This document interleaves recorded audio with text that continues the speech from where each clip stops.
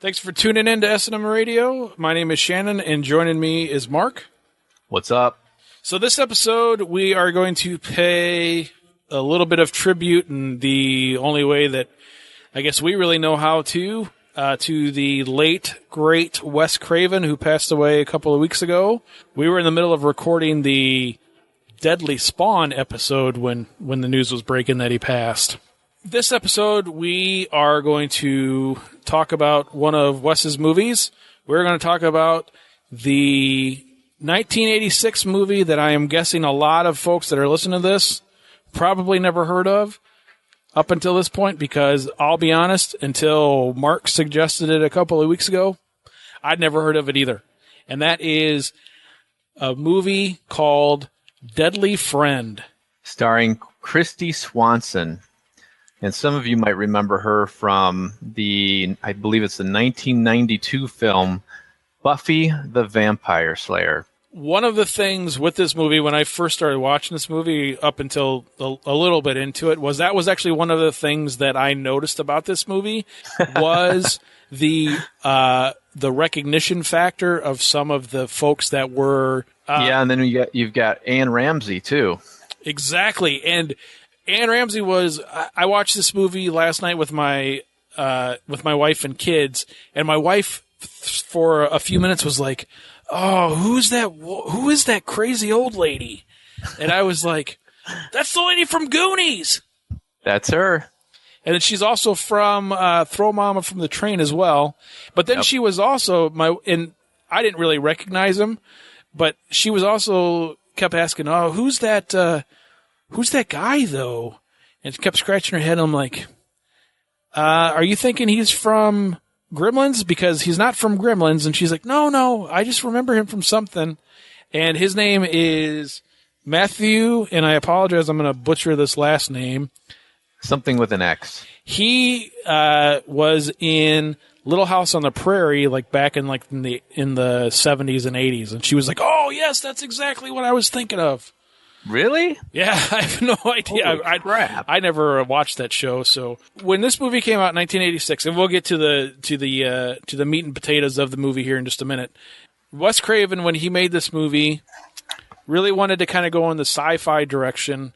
If for those of you that are of a certain age and remember the mid to late 80s outside of the horror genre, you will remember that was a huge time for sci-fi movies, kind of like superhero movies are right now.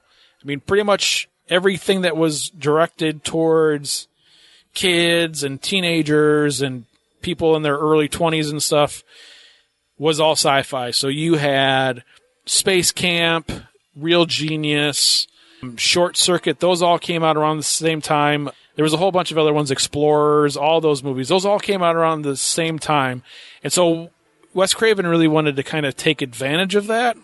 So when he wrote and directed this movie, which is actually based off of a book called Friend. I haven't read the book, so I'm not sure if the book is supposed to be a little bit creepy or not.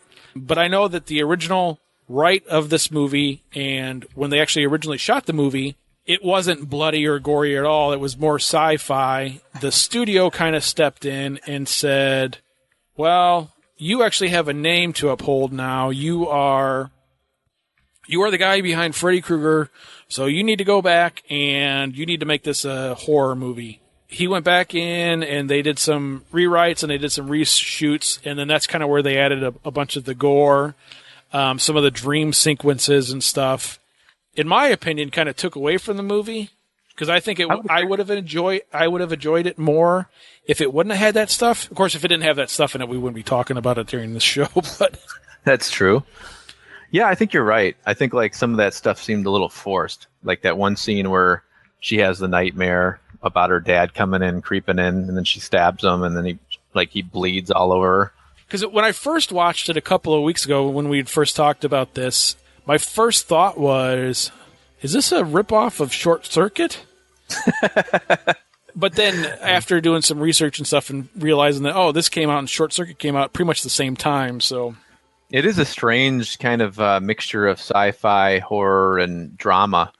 But yeah, I just found that out too just today. Actually, I was reading about this film, and knowing that this was actually going to be more of a science fiction drama kind of makes sense when you watch the film, because like when you do see like the gore scenes, they do seem kind of a little bit too forced and a little bit too much like a Nightmare on Elm Street. I think this film's a good example of studios messing with artistic products. Here Craven had an idea, he's basing it off this book, goes out and has this whole concept that he's going to do, not a horror film, more sci-fi drama, and and then the studio goes, nope, we need another Nightmare on Elm Street type movie. So he had to go back and add scenes and do this and that and try to make it a horror movie. And yeah, I can see how that kind of probably screwed it up a little bit. This movie ended up being a box office flop, and it was tore apart by critics. So I really think if they would have left it alone, it probably would have been more successful than it was. And it's basically the story of this kid. I think he's like a sophomore or junior in high school. At least that's his age, but he's like gifted. So he's working in like a neurosurgical college class. He's like, is he the professor, or is he like the professor's assistant? I didn't really catch it, but he's like basically doing experiments on artificial intelligence and the human brain and kind of mixing them together. And so he moves into this new house with his mom so they can be closer to the university that he works at or studies at. And he's also the one who created the robot that you see at the beginning of the film. So he's got this like short circuit R2-D2 robot that kind of rolls around with him and is extremely annoying. Actually, I watched part of this movie with my wife, and she said, she asked me, like, why did they even give that robot a voice? Because all he says is BB, and like makes noises. And that was his name, BB. Yeah, BB. Yeah. The one thing that I noticed with the robot in the movie was it looked like they were getting ready to shoot the movie, and everybody's like, hey, did you build the robot? No, I didn't build the robot. Did you build the robot? Wait, there's a robot in this movie? Oh, crap. Yeah, I think and why did they paint him yellow?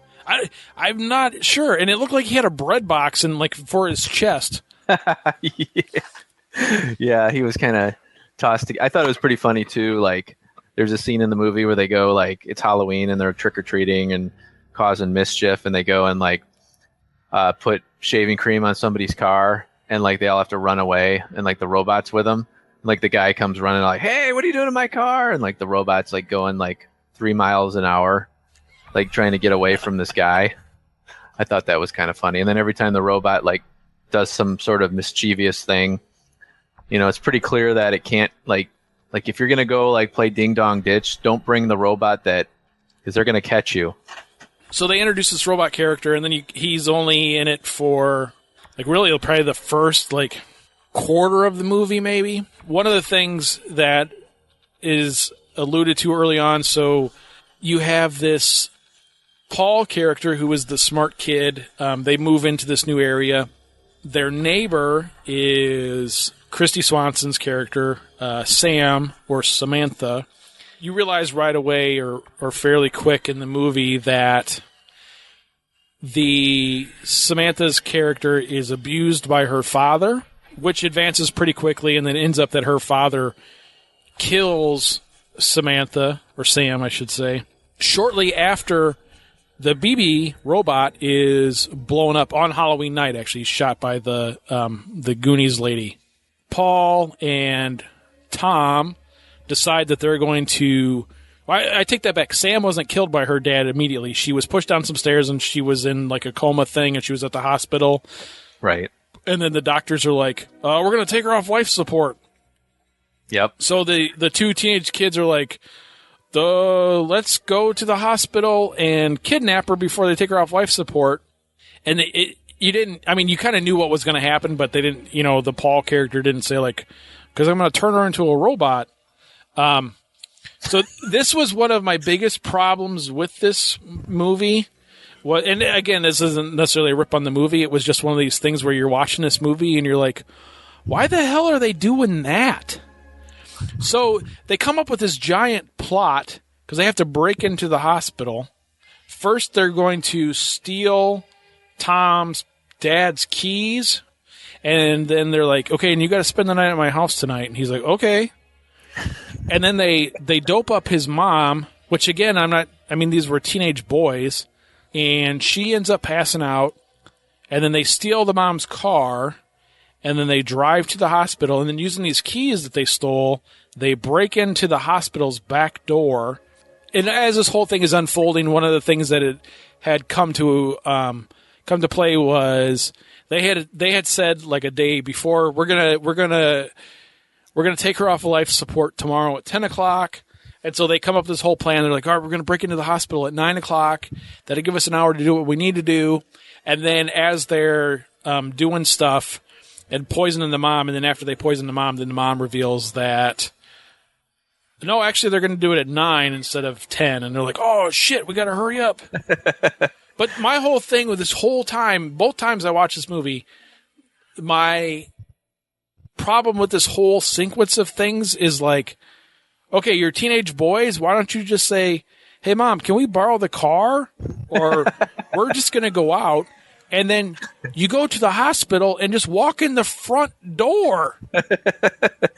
Yeah, that, and the one thing, too, that got me about that scene, too, is originally they intended on, because she was supposedly on life support. So they had a plan, like they took the battery of the robot with them so that they could keep her respirator and all her other equipment going while they like kidnap her body and take it with them. But I mean, so the thought that they were actually going to really try to pull that off, like not only just the body, but like all the equipment that was around her, was pretty far-fetched. But it turns out that the doctor pulled the plug a little earlier. And so when they get there, she had already been off life support. So they just grabbed her body. He takes her home and then comes to find out that he's got BB. He's got the robot's brain, and he implants it into her body, which somehow brings her back from the dead. Now, does he do this surgery at his school? Because he doesn't do this in the shed, right? I'm trying to remember. Yeah, it seemed like you're right. Yeah, he does it at the university, and then they must transport her back to like his whatever shed behind their house. Yeah. And then she awakes and regains consciousness, and then starts taking revenge on the folks that have done her wrong. After Sam regains consciousness and BB kind of starts taking over, goes and starts taking revenge on the people that have done her wrong, which turns out it's two people. The lady from the Goonies and her dad. So she goes over to the lady from the Goonies house. From an earlier scene in the movie, there's a basketball at the house. The Sam character picks up that basketball and heaves it across the living room, blows the lady's head off with the basketball. That is the most memorable gore scene in this film. I remember that very well. I actually remember rewinding that over and over and watching it in slow motion, because it was like, what just happened back when I was a kid. So I totally remember that scene. But I will tell you that seeing it, I think the last time I saw this movie, I was probably like 12 or younger even.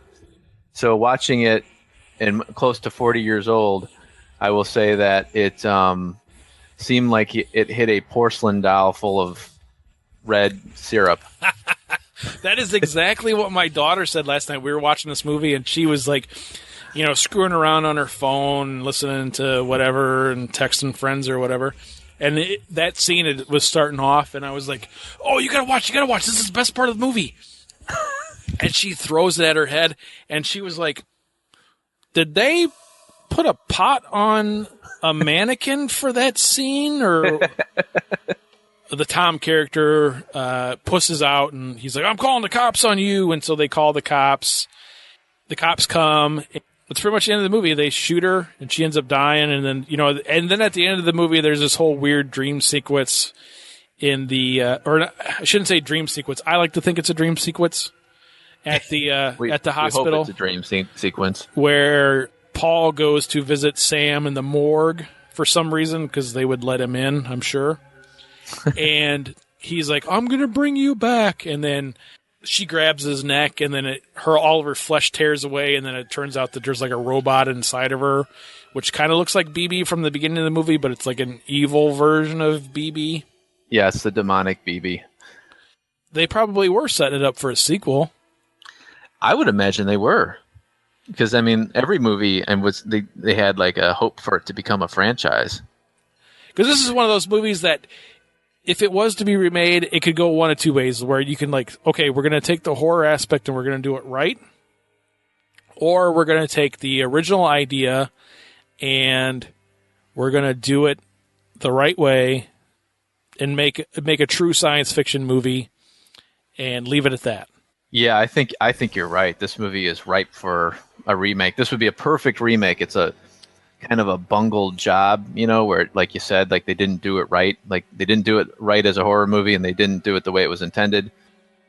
We both agree we'll kind of sort of give it thumbs up. I guess we won't say reluctantly. We both enjoyed it for what it is. Just a couple of show updates from the Deadly Spawn episode. We did a giveaway, and I'm proud to announce that somebody finally participated. So we gave away the Deadly Spawn CD or DVD. And I think, so what we'll do now this time, since how we were kind of talking about it before, is here's the challenge of this episode. This is a big one. You go out, you write the Deadly Friend script, go to Hollywood, pitch it to a studio, get it made with decent actors, and we will review it on this show. And also try to get Christy Swanson back in it, too.